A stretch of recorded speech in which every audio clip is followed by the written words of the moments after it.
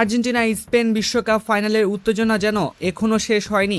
ফাইনালের পর মাঠের সংঘাতের জেরে আর্জেন্টিনার দুই তারকা লিয়ান্দ্রো পারেদেস ও লাহুল মুনিনার ওপর ফিফা নিষেধাজ্ঞা নিয়ে এবার সরব হয়েছেন আর্জেন্টিনার সাবেক তারকা অ্যাঞ্জেল ডি মারিয়া। ফাইনালের পর সংঘাতের ঘটনায় পারেদেসকে 10 ম্যাচ এবং মলিনাকে 7 ম্যাচ নিষিদ্ধ করেছে ফিফা।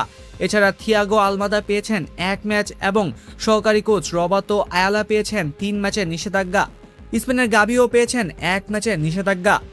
তবে পারেদেস ও মলিনার শাস্তিকে স্পষ্টতাই অতিরঞ্জিত মনে করছেন ডি মারিয়া।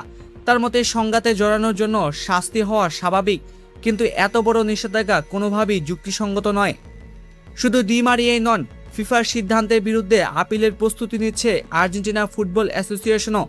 এর আইনি উপদেষ্টা অ্যান্ড্রেস পাতন উরিজ জানিয়েছেন, তারা video footage frame by frame বিশ্লেষণ করেছেন। তাদের বিশ্বাস, বিশেষ করে পারেদেসের শাস্তি আরও কম হওয়া উচিত ছিল। তাদের যুক্তি, 2014 সালে প্রতিপক্ষকে কামড় দেওয়ার ঘটনায় লুইস সুয়ারেজকে 9 ম্যাচ নিষিদ্ধ করা হয়েছিল, অথচ পারেদেসের ক্ষেত্রে 10 ম্যাচের শাস্তি দেওয়া হয়েছে। আর্জেন্টিনার পক্ষ থেকেও তাই প্রশ্ন উঠছে, শাস্তির মাত্রা কি সত্যি ঘটনার সঙ্গে সামঞ্জস্যপূর্ণ? এর বাইরে বৈষম্যমূলক স্লোগান এবং সেমিফাইনালে ফকল্যান্ড দ্বীপপুঞ্জের পতাকা প্রদর্শনের ঘটনায় এএফএ-কে $3,21,000 জরিমানা করেছে ফিফা।